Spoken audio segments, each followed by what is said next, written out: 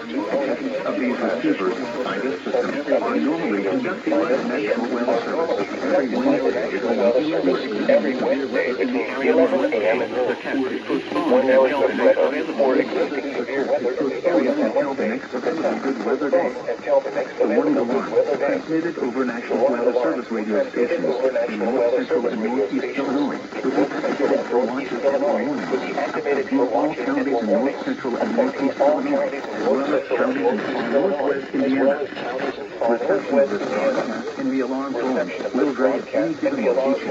This variability, normally more noticeable at a distance from a given transmitter, will occur even though you are using a good quality receiver in perfect working order. This concludes the tone alarm cast. We will now return to our regular program.